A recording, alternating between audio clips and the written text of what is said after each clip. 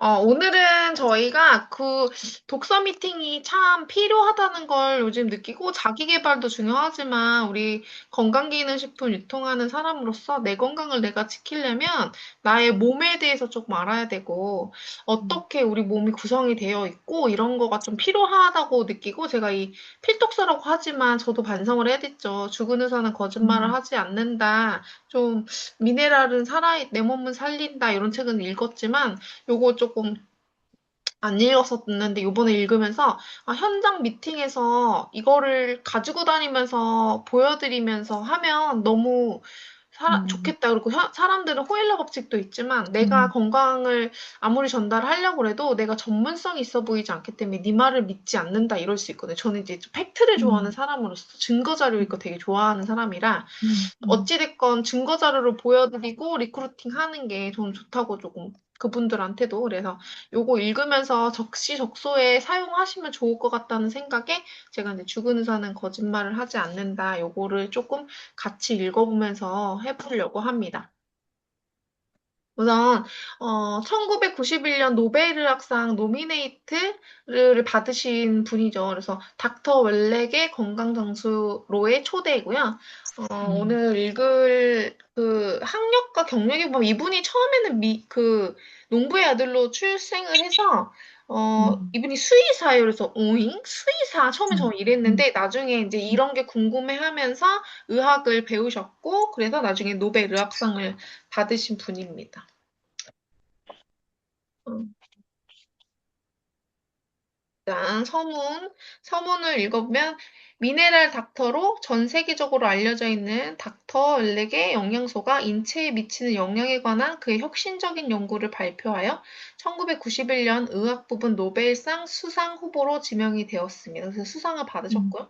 수의사인 동시에 의사이며 작가이자 훌륭한 강연 연사로 미국 미주리주에서 농부의 아들로 태어났습니다.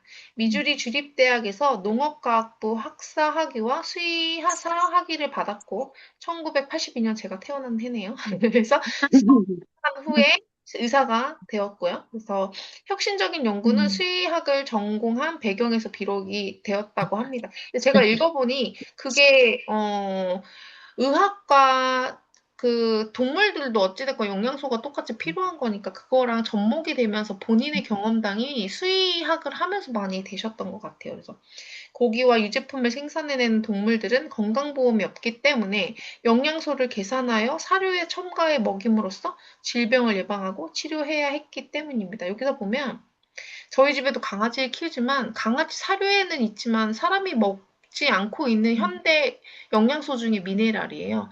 사료에는 미네랄이 들어있지만 지금 우리 인간은 미네랄 섭취가 현저히 줄어들어서 안 하고 음, 있어요. 그거를 조금 아셔야 될 필요가 있죠.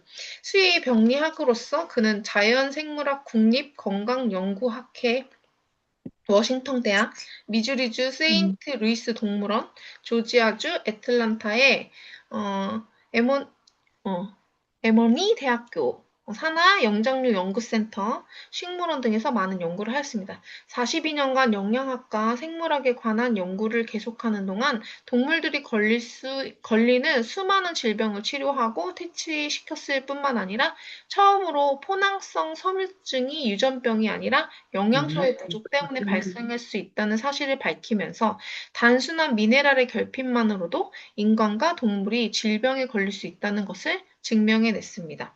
닥터 얼렉은 그간의 연구와 환경 친화 정신을 바탕으로 순수 천연 식물에서 얻어지는 최상의 영양소를 인체에 공급하여 인류의 건강과 생명 연장의 꿈을 실현시키는 데 주력하고 있습니다. 현재 그는 라디오에서 건강 프로그램을 진행하며 TV 토크쇼에 게스트로 정기 출연하여 건강 상담을 하고 있습니다.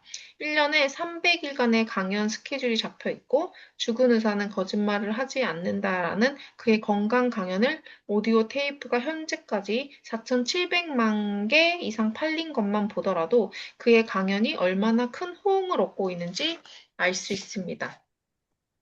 닥터 웰렉의 소개. 여러분 안녕하십니까? 딜런 웨스트입니다. 미 전국 라디오 방송 네트워크 라디오 쇼 건강의 시간 프로의 닥터조의 조를 웰렉을 소개합니다. 닥터 웰렉은 1991년도 의학 부분 노벨상 수상 후보로 지명이 되었습니다. 그는 지난 30년간 많은 사람들에게 자신의 건강을 직접 관리함으로써 만족한 삶을 살 수 있도록 도와드렸습니다. 매일 방송되는 라디오 프로 이외에도 닥터 웰렉은 미국 전역을 돌며 수만 명의 청중들에게 1년에 300회 이상을 강연합니다. 이 녹음도 캔사스에서 한 강연과 수백 명의 의사들이 참석한 청중을 상대로 뉴욕에서 행한 강연을 편집한 것입니다. 그의 메시지는 의료계를 향한 경종을 울리는 도전으로 인간의 주어진 수명을 끝까지 건강하게 잘 살 수 있는 대안을 제시하고 있습니다. 여기 닥터 웰렉의 그 유명한 죽은 의사는 거짓말하지 않는다라는 제목을 강연을 소개합니다. 이제 시작할게요. 인간의 생명 연장과 영양소와의 관계. 여러분 중 몇 분이나 농촌에서 성장했고 지금도 축산이나 농사 일을 하고 계십니까? 네, 저와 태생이 비슷하군요. 저는 웨스트 세인트 루이스 카운티에서 농사를 지으며 자랐고 1950년대에 우리는 송아지를 기르기 시작했습니다. 가축을 길러 돈을 벌려면 특별한 경험이 없는 한 직접 사료 농사를 많이 지어야 합니다. 그래서 우리는 옥수수, 콩, 목초 등을 길러 방앗간에 가져다가 빻아서 비타민, 미네랄, 트레이스 미네랄 등을 섞어 알약처럼 빚은 펠렛 사료를 송아지들에게 먹였습니다. 6개월쯤 기른 후 제일 좋은 놈만 남기고 도살장에 내다 팔았습니다. 남은 놈은 속되게 말해 우리가 잡아먹었습니다. 당시 10대 소년으로서 늘 마음이 쓰이는 점은 6개월 동안 그렇게 비타민, 미네랄 등을 먹인 소를 도살장에 보내거나 직접 잡아서 그 고기를 먹지만 우리는 무병하게 100년을 살 수 없다는 것이었습니다.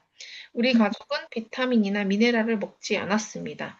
이 점이 궁금해서 아버지에게 물어봤습니다. 아빠, 왜 우리한테는 저 가축들처럼 영양제를 주지 않죠?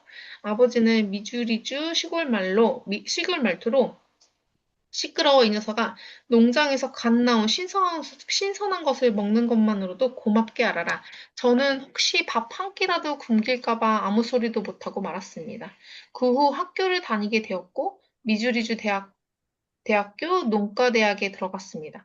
거기서 농학사 학위를 받았는데 축산 영양학을 전공하고 부전공으로 작물 및 토양학을 공부한 후 수의학과에 들어갔습니다. 수의학과 1학년 때 제가 전에 아버지에게 물어본 질문의 답을 얻게 되었습니다. 영양 공급으로 동물의 질병을 예방하고 치료하는 것을 알게 되었습니다. 그 이유는 간단히 말해서 동물들에게는 의료보험이나 블루크로스 의료보험사, 메디케어, 은퇴자를 위한 국가 의료보험 등의 의료 혜택이 없기 때문입니다. 가축을 길러 돈을 벌려면 우선 자기 자신이 일을 할 줄 알아야 하고 될 수 있는 한 효율적으로 먹이고 영양 공급을 해야 합니다. 자연사의 원인은 영양 부족.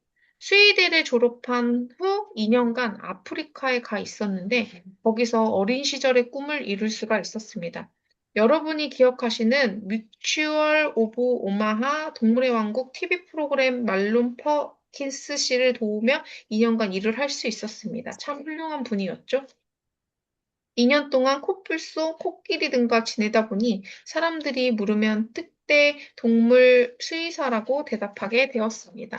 2년 후 퍼킨스 씨는 저에게 세인트 루이스에 와서 함께 일해보자는 전보를 보내왔습니다. 당시 동물원에서 특수 연구 목적으로 야생동물 수의사가 필요했기 때문입니다. 국립보건원에서 환경 생태학 연구를 위해 750만 불을 지원해 주었는데 동물원에서 자연사 하는 동물들의 사체 부검을 할 수의사가 필요했던 것입니다. 너무나 기뻐서 곧바로 가서 그 일을 맡았습니다. 세인트 루이스 동물원뿐만이 아니고 시카고 브룩필 동물원, 뉴욕의 브롱스 동물원, 워싱턴 국립동물원, 로스앤젤레스 동물원 등에서 죽은 동물을 부검했습니다. 다시 말씀드리지만 제가 하는 일은 동물원에서 자연사한 동물들을 부검하는 일이었고 공해에 가장 민감한 동물들의 종류를 찾아내는 일이었습니다. 1960년대 초에는 이제 막 공해 환경 생태 문제와 이로 인한 재해 등에 관해 눈을 뜨기 시작했으며 이에 관해 아는 사람이 별로 없었으므로 공해에 가장 민감한 동물들을 찾아내는 일을 저에게 맡기게 된 것입니다. 광산에서 카나리아를 세장에 넣어가지고 갱내에 들어가는 이치와 같습니다. 메탄가스나 일산화탄소로 스며드는 경우 사람보다 새가 먼저 죽기 때문에 질식사나 폭발 사고가 나기 전에 광원들이 대피할 수가 있습니다. 하여튼 12년 동안에 걸쳐 454종류가 넘는 동물에 대해 저는 약 17,500회 부검을 했으며 동물원 인근 주민 3천여 명의 사체를 부검했습니다. 그런데 이때 알아낸 것은 바로 사람이나 동물이나 자연사 하는 경우 그 이유는 모두 영양 부족 때문이라는 사실이었습니다. 어린 시절 송아지들을 기를 때 영양소를 주던 생각이 났습니다. 모두가 영양 부족으로 죽는다면 부검 시 직접 본 대로 과학적인 증거 문헌을 남겨야 되겠다고 생각했습니다. 저는 75종의 과학 논문을 썼고 8개의 공동 집필 교과서와 한 권의 1000페이지짜리 단독 집필 교과서를 출판했습니다. 티니티니 TV 프로에 출연했고 전국 1700개의 신문에도 기사화되었으며 여러 잡지와 수많은 TV 방송에서 출연했지만 1960년대에는 영양소에 관한 아무런 흥미를 끌지 못했습니다. 당시 미국에서는 230억 불을 들여 암과의 전쟁을 선포하고 암의 정복과 예방 백신을 연구할 때였습니다. 사람들이 저에게 한다는 말이 렐렉씨, 여기는 미국입니다. 세계에서 제일 질 좋은 식품을 제일 많이 갖고 있는 미국에서 영양 부족을 말하다니 그게 무슨 소리입니까? 라고 물었습니다. 물론 그들은 칼로리와 단백질을 생각하고 있었고 저는 비타민 결핍과 미네랄, 트레이스 미네랄, 그리고 히토류 결핍을 생각했던 것입니다. 낙심이 되어 다시 학교로 돌아가 오렌지주 프로테인랜드에서 4년 동안 공부를 더한 끝에 자연요법 면허를 가진 의사가 되었습니다. 사람의 생명을 다룰 수 있는 의사 면허를 따게 되었는데 그곳에서는 1차 진료 의사로서 약 처방도 하고 아기도 받고 수술도 하고 사망 진단서도 발행합니다. 그동안 수의과 대학에서 영양학을 통해 배운 바를 모두 환자에게 직접 써볼 수 있게 되었습니다. 예상했던 대로 효과가 있었습니다. 12년 동안 오레곤주 포틀랜드에서 일반 진료와 의사로 개업을 했는데 환자들에게 영양을 섭취케 함으로써 배운 놀라운 경험들을 오늘 밤 여러분들과 함께 나누고자 합니다. 오늘 드리는 말씀을 10%만 집에 가져가신다면 많은 불필요한 고통을 피할 수 있으며 돈도 많이 절약할 수 있고 사실상 건강한 몸으로 오래 살 수 있습니다. 그렇지 않을 경우 건강하게 살지도 못하고 장수도 못하고 주어진 수명도 다 살지 못합니다. 그러면 무슨 방도를 취해야 되겠는데 첫 번째로 해볼 만한 가치가 있는가를 여러분에게 확신시켜 드려야 되겠습니다. 사람들은 건강하고 오래 살기 위해서 반드시 매일 지키는 일들이 있습니다. 어떤 것은 할머니 적부터 해온 것들이기도 합니다. 모든 건강과 장수에 관한 것이라면 약초나 주스 또는 채소를 먹어야 한다고 믿기도 합니다.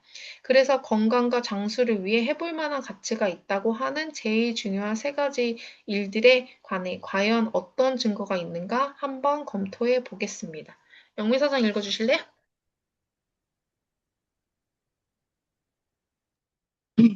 구석기 시대의 동굴 생활 방식. 첫 번째로 구석기 시대의 동굴 생활 방식인데 고기나 채소 등 모든 것을 날 것으로 먹는 것입니다.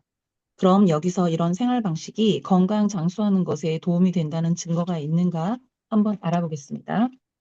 단 한 가지 확실한 증거를 찾는다면 오래된 오씨라는 미이라가 있습니다. 이 바짝 마른 시체의 미이라는 이태리 알프스산 에스벨트 계곡에서 빙하가 녹으면서 나왔는데 한창 나이인 25세에서 40세 사이에 죽은 것으로 알려졌습니다. 같이 발견된 그의 연장과 무기로 봐서 그는 4천년에서 6천년 전 청동기 시대에 살았었습니다. 탄소동 위원소 측정 결과 5,300년 전에 죽었는데 엑스레이와 그다음에 CAT 스캔, MRI 등을 이용해 혹시나 현대인에게 있는 암이나 결핵, 매독 등의 병 이외에 다른 병이 있는가를 알아봤습니다. 아주 쇼킹한 것을 발견했는데 목의 척추 경부와 허리의 요추 경부, 그리고 양쪽 골반이 퇴행성 관절염에 걸려 있었습니다. 더욱 충격적인 사실은 동맥경화에 걸렸다는 것입니다.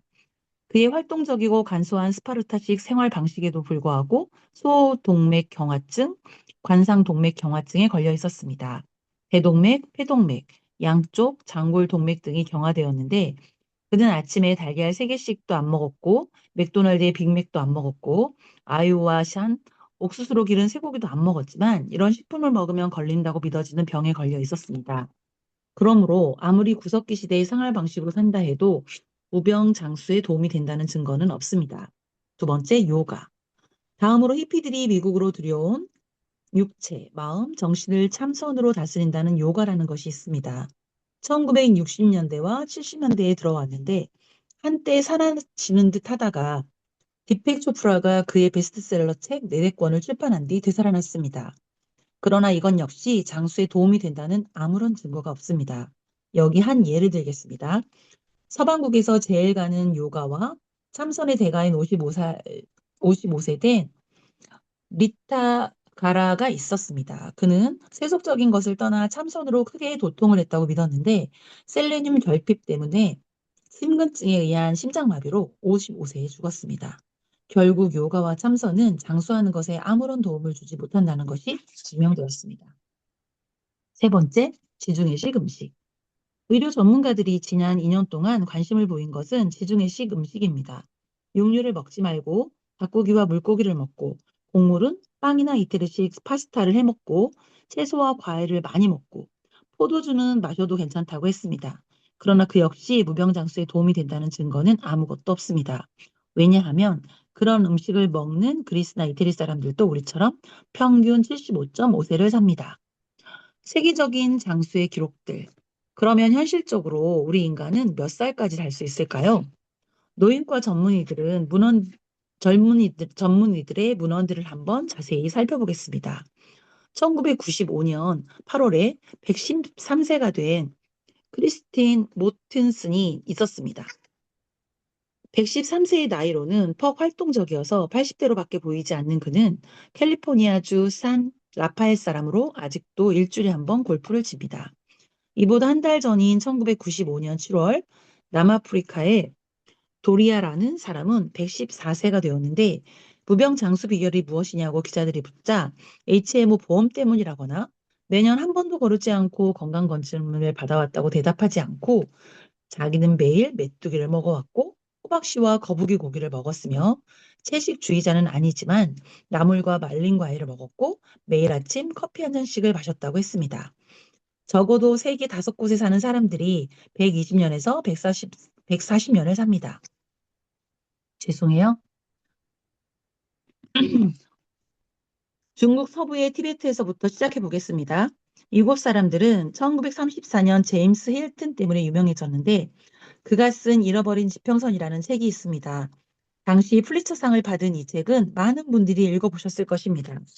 1937년에는 영화로도 소개되었고 약 3시간짜리 꽤 긴 영화입니다. 세상에서 가장 오래 산 사람의 기록이 나오는데 물론 과장도 좀 있겠지만 어느 정도는 증거가 있습니다. 티베트와 접경한 중국 땅에 닥터리라는 사람이 있었습니다. 그가 150세 되었을 때 중국 황실로부터 큼지막한 증서를 하나를 받았습니다.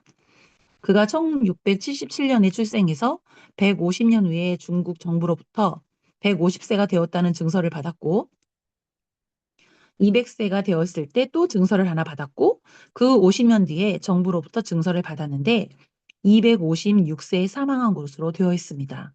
1933년 그가 사망했을 때 뉴욕타임즈와 런던타임즈에 그에 관한 기사가 실렸습니다. 그의 장수 기록이 꽤 잘 보관되어 있긴 하지만 한 200년쯤 산 것 같습니다. 제임스 힐튼이 이 사람에 대해서 책을 쓴 것입니다. 1967년인가 68년에는 시행누라라는 이름의 총천연색 영화로도 다시 제작되었는데 한번 보실 것을 권합니다. 다음으로 파키스탄 동부에 헌사스라는 부족이 있습니다. 그들은 120세에서 140세까지 장수하는 것으로 유명합니다. 대한건강법에 대한 어느 정도 관심이 있다면 이들의 이름을 들어보신 적이 있을 겁니다. 다음으로 서부 러시아의 게오르기아 사람들은 1970년대에 데논 요구르트로 유명해졌습니다. 크리미아 전쟁 노병들을 기억하시죠? 군복을 입은 채로 군도를 높이 쳐들고 대논 요구르트 컵을 들고 크게 웃는 활기 넘치는 그들은 대논 요구르트 덕분에 120세를 살았습니다. 다음으로는 바로 남쪽의 아르메니아, 아티시아, 그리고 아저바자 사람들도 구소련에서는 모두 장수하기로 유명합니다. 그들이 보통 120세에서 140세의 장수를 누리기 때문에 60여 년 동안 이에 대한 연구를 했습니다. 실제로 1973년 1월호 내셔널 지오그래픽 잡지에서 100세 이상 산 사람들에 대한 관한 특별 기사를 사진을 곁들여 실은 적이 있었습니다. 12장의 사진 중 기억에 남는 것은 석 장인데 그중 하나는 136세 된 할머니가 대나무 의자에 앉아 큰 쿠바산 시가를 한 손에 들고 다른 한 손에는 8온스짜리 보드카 술잔을 든 채 파티를 즐기는 모습이었습니다. 그 할머니는 양로원에도 안 가고 힘이 들어 구부리고 앉아 있지도 않았습니다. 136세의 나이에 삶을 즐기고 있었습니다. 다음으로 남녀가 둥그렇게 짝을 지어 앉아 있는 사진인데 모두들 100년, 115년, 120년 등 결혼 기념식을 치르고 있었습니다. 세 번째로 기억나는 사진은 아르메니아의 코카사스 산에서 트랜지스터 라디오를 들으며 엽차입을 따는 할아버지였습니다. 그의 출생 기록이나 세례 기록, 군대 기록, 그리고 그의 자녀들의 출생 기록에 근거하여 내셔널 지오그래픽지는 그 당시 세상에서 가장 오래 산 사람으로서 그의 나이가 167세라고 했습니다. 서방으로 와서는 에콰도르 안데스 지방의 비카본바 원주민이 퍽 유명하고 다음으로 그 이름 때문에 제가 가장 좋아하는 페루 동남부의 티티카카 사람들이 유명합니다. 그들은 티티카카 호수가 마추픽추 지역의 동부에 사는 주민들인데 120에서 140세를 살기로 유명합니다. 충분한 영양 보급이 장수의 비결. 여기서부터는 혜민 사장님 읽어주시겠어요? 26페이지? 네. 네. 지난 5월 11일 가장 오래 산 미국인으로 사장님, 기네스북에 잠깐만요. 네네. 어, 일단 읽을 건데, 일단은 여기까지 미네랄 섭취가 되게 중요하다는 걸 이야기하고 있고, 이 모든 사람들이 세계의 장수촌의 장수 비결이 빙하가 산을 깎아 녹이는 물로 60여 종의 콜로이드 미네랄을 섭취했기 때문에 장수를 한 거고, 셀레늄 및 결핍으로 심근경색, 심장마비가 걸렸다는 거. 그래서 이제 요가 참선도 중요하고, 우리 지중해 음식, 건강한 음식 먹는 것도 중요하지만, 어찌됐건 미네랄 섭취가 중요하다는 거를 뒤에서 계속 얘기를 해줄 거예요. 읽어주세요.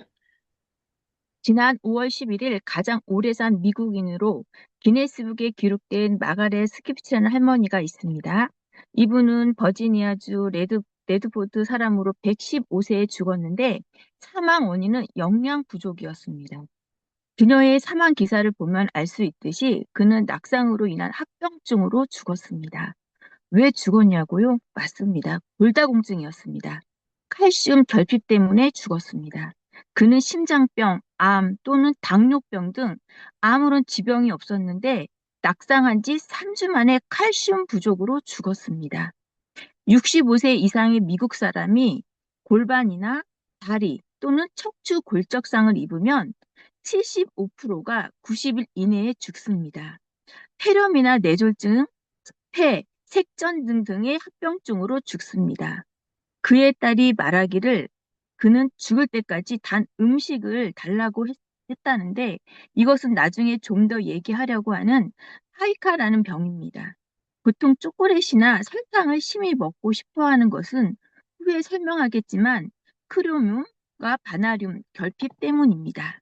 아프리카 나이저의 126세 된 바울드라는 추정에 관해 그의 아내 중 한 사람이 자랑을 늘어놓았는데 126세에 죽을 때까지 이가 하나도 빠지지 않았다는 겁니다. 아마 다른 모든 신체 기능도 좋았을 것 같습니다.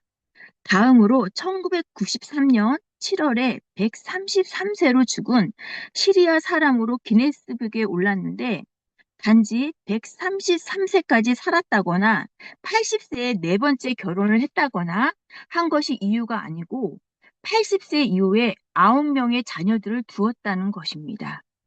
임신 기간 9개월과 젖먹이는 기간 1년, 그리고 1년 터울로 아내가 아이들을 낳았다면 100세가 되었을 때도 아직 자식을 생산할 수 있었다는 것이 기네스북에 오르게 된 이유입니다. 여러분도 아직 희망이 있습니다. 1993년 11월 6명의 생물학자들이 아리조나에 있는 완전 격리 시설에서 2년을 생활하다 나왔습니다. 세 쌍의 부부였는데 완전 식품을 먹었고 공기를 재순환해서 썼으며 식품도 손수 재배해서 먹었기 때문에 그들이 먹는 식품이나 물, 공기 등에는 공해가 전혀 없었습니다. 그들이 이곳에서 나왔을 때 로스앤젤레스 캘리포니아 대학의 노인과 의료 전문가들이 컴퓨터를 이용해 신체 검사를 했는데 만약 이들이 계속해서 그런 방식으로 살아나간다면 165세까지 살 수 있었다고 예상했습니다. 그러므로 인간이 120세에서 140세까지 살 수 있다는 것은 이제 더 이상 의심할 여지가 없습니다. 현재 미국에는 105세 이상 된 사람이 5만 4천 명에 달하고 있습니다. 2050년이 되면 105세 이상 된 사람이 150만 명이 될 것입니다. 제가 농촌에서 자랄 때 한 에이커당 209셀의 옥수수를 부확했는데 거기에 드는 노동력과 비료 등을 감안할 때 그만큼은 수확을 해야 수입을 올릴 수 있지. 만약 같은 노동력과 비료를 들어서 한 에이커당 109셀의 옥수수밖에 수확을 못한다면 손해를 보게 됩니다. 전쟁보다 무서운 의료사고. 120세나 140세를 살기 위해서는 기본적으로 두 가지 해야 할 일이 있습니다. 첫째는 군대에 갔다 온 분들은 다 아시겠지만 지뢰를 밟아 폭사하는 것처럼 무모하게 죽지 말아야 합니다. 이렇게 무모한 죽음은 예를 들어 권총으로 러시아 룰렛 게임을 한다거나 담배나 술을 지나치게 많이 한다거나 검정 옷을 입고 새벽 2시에 고속도로 한복판을 달리다나 차에 치여 죽는다거나 하는 어리석은 짓들입니다. 미국에서는 이렇게 어리석은 짓을 하다 죽은 사람이 1년에 수만 명에 달하고 있습니다. 지뢰를 피하듯 무모하게 죽지 않기 위해서 마지막으로 꼭 드리고 싶은 말씀은 의사에게 가는 것을 피하라는 것입니다. 왜냐하면 의사가 여러분을 죽일 확률이 반반이기 때문입니다. 이것은 대단히 격렬한 표현인데 구체적으로 입증해 드리겠습니다. 저의 많은 절친한 친구들이 의사이며 제 아내 역시 외과 의사이기 때문에 말조심을 해야 되겠습니다. 그래서 저는 꼭 사실만을 말씀드리겠습니다. 1993년 1월 13일 소비자 보호단체인 랄프 네이더 그룹에서 미국 병원에서의 사망 원인을 3년에 걸쳐 연구한 끝에 1,500페이지에 달하는 연구 보고서를 발표했습니다. 시간 관계상 그 내용을 다 말씀드릴 수는 없고 결론만 말씀드려도 우리에게 시사하는 바가 클 것입니다. 소비자 보호주의자인 랄프 네이더가 말하는 결론만을 여기에 인용한다면 병원에서만 매년 미국인 30만 명을 의료태만 행위로 죽입니다. 그러나 너무 큰 숫자이기 때문에 다시 한번 읽어드리겠습니다. 병원에서만 매년 미국인 30만 명을 의료태만 행위로 죽입니다. 엑스레이를 기다리는 동안 어느 구석에 방치되어 조용히 숨졌다던가 하는 것이 아니고 죽이다라는 단어를 씁니다. 단어를 쓴 것입니다. 죽이다는 단어를 쓴 것은 의사가 의료행위를 할 때 과오를 범하는 것을 뜻합니다. 다시 말해서 약을 잘못 처방하기도 하고 소수점을 잘못 찍어 약의 용량을 잘못 줌으로써 의사들은 1년에 30만 명이나 사람들을 죽입니다. 30만 명이 얼마나 많은 사람이란 것을 한번 생각해 보겠습니다. 월남전에서 10년간 인명, 사살용으로 소총, 대포, 활물 등을 가지고 싸우는 전쟁터에서 우리 미국의 손실이 5만 6천 명으로 1년에 5,006명 꼴이었습니다. 그로 인해 수백만 명의 사람들이 거리로 몰려나와 반전 데모를 했으며 종전 전 3년적은 정치적 무정부 상태가 되었습니다. 학생들은 총과 폭발물을 가지고 대학을 점거했으며 오하이오 펜스테이트 대학에서는 방위병이 학생들에게 발포를 했습니다. 1년에 5,600명의 군인 때문에 대통령도 그 직에서 밀리고 말았습니다. 몇 분이나 베시 레이맨을 기억하십니까? 미국에서 두 번째로 큰 신문인 보스턴 글리브지의 의학부 기자로서 퓰리처상을 수상한 바 있습니다. 그 여기자가 유방암에 걸렸습니다. 세계의 모든 암 치료 병원의 안정 기록을 검토해 봤습니다. 치료 성공률과 누가 유방암의 새로운 첨단 의술을 갖고 있는가를 면밀히 검토해 본 후 보스턴에 있는 데이나 하버 암 연구소를 택했습니다. 그가 그 병원에 입원하자마자 키모테라피, 화학요법을 16배나 많은 양을 주어 즉시 그를 죽여버리고 말았습니다. 퓰리처상을 받은 유명한 기자였기 때문에 타임지에 기사화했고 미국의 모든 신문들이 일명 기사로 다루었습니다. 여기 이 사진의 여자분 기억하시죠? 예, 제키 케네디 오나시스 맞습니다. 이 사진은 이곳 뉴욕에 있는 의료센터로 처음이자 마지막 키모테라피 치료를 받기 위해 입원하기 사흘 전에 찍은 것입니다. 죽기 6개월 전에 비호흡긴 임파육송이라는 진단을 받았는데 이런 종류의 암은 10년, 12년, 15년은 생존할 수 있고 췌장암, 위암 또는 간암과 달라 비교적 고통이 적습니다. 이 사진에는 말기암 환자처럼 보이지도 않습니다. 오늘같이 상쾌한 날씨에 친구와 함께 센트럴 파크를 거닐고 있는 모습입니다. 9주 금요일의 밤에 그는 처음이자 마지막 키모테라피를 받았습니다. 그는 앞으로 10년, 12년, 15년을 더 살 수 있기 때문에 임종을 지켜볼 사람도 곁에 없었습니다. 암이라는 진단이 난 뒤에도 6개월간이나 치료를 미룰 정도로 급한 게 아니었습니다. 금요일 밤에 들어가 화요일에 죽었는데 제키 케네디는 암으로 죽었다고 모두들 믿고 있습니다. 그는 암으로 죽지 않았습니다. 제키 케네디도 베시 레일 벤처처럼 키모테라피 과잉 투여로 죽었는데 한 사람도 의사 면허를 빼앗기지 않았고 진료소도 폐쇄되지 않았습니다. 하물며 길거리에 보통 사람들이야 말해 못하겠습니까? 여러분의 확률은 어떻다고 생각하십니까? 안전 불감증에 걸린 의사들. 여기 한 가지 더 말씀드리겠습니다. 1994년 7월 역시 랄프 네더의 조사 발표를 미국 모든 신문들이 일면 톱기사로 다루었습니다. 칼라 인쇄가 마음에 들어 마침 여기 가져온 것이 USA 투데이 1994년 7월 27일자로 생각됩니다. 국가의료보험인 메디케디얼 환자들을 취급하는 의사들의 70%가 효과적이고 안전한 치료 방법을 묻는 시험에 떨어졌습니다.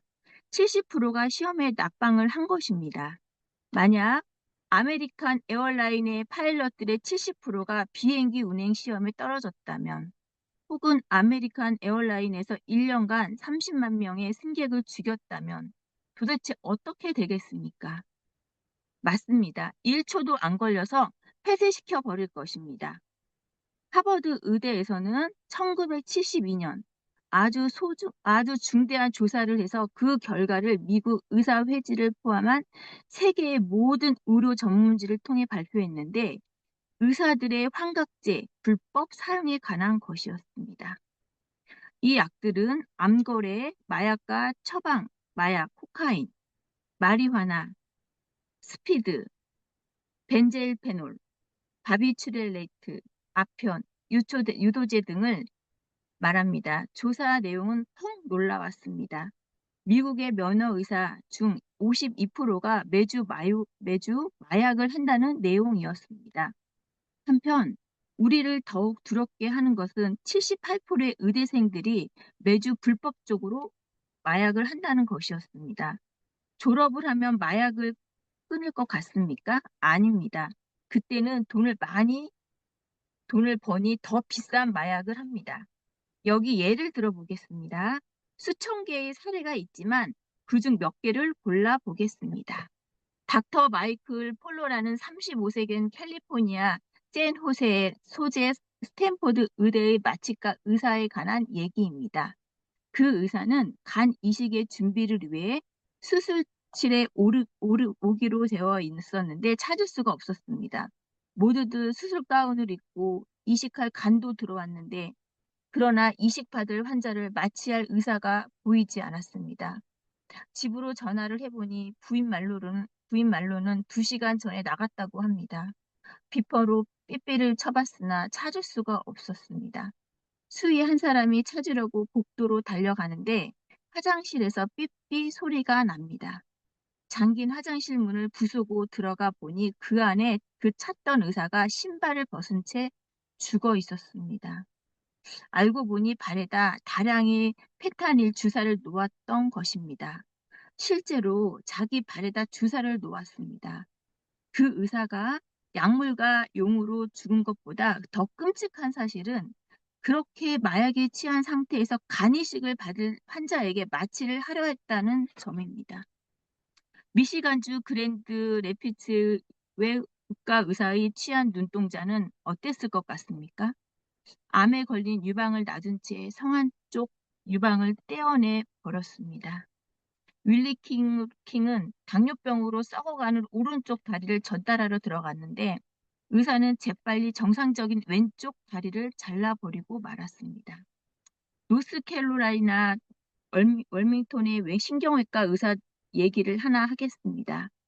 매 수술 도중 25분간이나 수술실에서 나가 있는 바람에 환자의 뇌가 바짝 말라버렸습니다. 그 의사는 점심을 먹으려고 식당에 가서 25분간 수술을 비워왔다고 해서 30일간 명예정지 처분을 받았습니다. 믿을 수 없는 말입니다. 의사들의 52%나 되는 마약 복용자 중의 한 사람이라고 믿습니다. 그는 어디 숨을 만한 데 가서 코카인을 들이마시거나 마약 주사를 한 대 맞은 것이 틀림없습니다. 이것은 다음에 예를 들어보시면 더 확실해질 것입니다. 노스캐롤라이나 의료감독위원회에 의하면 롤모 슬러틀드 의사는 수술 중 의료기구 이름을 잊어버려서 조수에게 블랙앤티클 드릴로 환자의 머리에 구멍을 뚫으라고 했습니다. 이 드릴은 시어즈 백화점에서 파는 집수리 할 때나 쓰는 구멍 뚫는 연장입니다. 다음은 텍사주주 토이스트 메스 컬테설트 외과 의사 얘기인데 폐암 환자의 암에 걸린 쪽 폐가 아닌 성안 쪽 폐를 떼어내어서 아무에게도 말하지 않고 꿰매버렸습니다. 2년 후 그 환자가 죽었는데 병리학 의사의 말에 따르면 수술 기록이 환자의 병력과 일치하지 않는다고 했습니다. 이 결국 그가 수술 중 술에 취해 있지 않았었다는 증언을 해줄 의사가 하나도 없어서 900만 불을 주고 유가족과 합의를 봤는데 아마 배심원 재판까지 갔었다면 1억 불은 보상했어야 되었을 것입니다. 랄프 네더 그가 무슨 다른 속셈이 있어 그러는 것이 아니기 때문에 그의 발표를 믿습니다. 랄프 네이더의 발표에 의하면 국가의료보험을 독차지해 여러분이 낸 세금을 쓰는 하나의 전문 직종이 매년 우리들 중 30만 명을 죽이고 있는데도 의사들로부터 우리를 구하자라고 쓴 피켓을 들고 거리에서 데모하는 사람은 한 사람도 없습니다. 여기까지 읽을까요? 네. 진짜 엄청나죠? 아, 정말 진짜 의료사고. 엄청난 것 같아요. 네, 충분한 영양 보급으로 장수한 비결은 아까 말씀드렸듯이 미네랄이죠. 그래서 칼슘 결핍 때문에 지금 그 골다공증 얘기를 잠깐 해보자면, 골다공증으로 인해서 우리 고지혈증 처방을 하죠. 요즘 고지혈증 약 많이 드시고, 고지혈증 약으로 드럭 먹어가 칼슘이에요. 고지혈증 약을 드시게 되면 내 몸에 칼슘을 빼가지고 가는데, 그러면 골다공증이 생기겠죠. 그러면 의사들은 골다공증이 생기는 걸 예방하려면, 뼈에서 칼슘을 갖다 쓰지 못하게 뼈 코팅제를 처방을 합니다. 그 뼈 코팅제를 처방을 하면 뼈에서 칼슘이 나오지 않고 외부에서 섭취를 해주지 않기 때문에 우리 장기 중에 제일 칼슘이 많이 들어있는 곳이 심장이에요. 그러면 심장에서 칼슘이 막 갖다 써요. 그러면 고지혈증 약을 오래 복용하시는 분이 칼슘 섭취가 제대로 이루어지지 않으면 심장마비로 돌아가시는 거예요. 그렇게 드럭 먹으라는 것도 있고 반드시 영양소가 필요한데 의사들은 그냥 화학성 약을 처방하고 그게 낫는다고 생각을 한다는 거죠. 그래서 병원에서만 매년 30만 명이 의료 태만으로 행위를 죽어가고 지뢰를 피하듯 무모하게 죽지 않기 위해서 마지막으로 꼭 드리고 싶은 말씀은 의사에게 가는 것을 피하라는 거고, 왜냐하면 의사가 여러분들 죽일 확률이 반반이기 때문에 이것이 대단한 격렬한 표현이고 구체적임을 입증한다고 하죠. 그리고 아까 제가 조금 표시해 놓은 부분이 응, 오늘 드리는 말씀을 10%만 집에 가져가신다면 많은 불필요한 고통을 피할 수 있으며 돈도 많이 절약할 수 있고 사실상 건강한 몸으로 오래 살 수 있습니다. 그렇지 않을 경우 건강하게 살지 못하고 장수도 못하고 주어진 수명에 다 살지 못할 거라고 얘기를 하고 있죠. 그래서 그만큼 앞에 뒤에서 계속 나오겠지만 영양소 결핍이 자연사의 원인이고, 우리 지금 현대 사회에서 미네랄과 비타민이 현저하게 많이 부족하거든요. 그래서 이 책을 반드시 앞으로도 계속 조금 같이 집중해서 좀 읽으셔서 현장에서 우리 건강 비즈니스 하는 사업가고 무튼 다른 건강기능식품보다도 오늘 배우셨지만 NTC로 정말 비타민 미네랄을 온전하게 공급할 수 있는 건 정말 PM밖에 없는 것 같거든요. 그래서 자부심과 사명감을 좀 가지시고 전달하시는 사장님들 되셨으면 좋겠고요. 오늘 늦은 시간까지 집중해서 읽어주시고 낭독해주신 사장님들 너무 감사합니다. 네. 그리고 모르는 게 너무 많은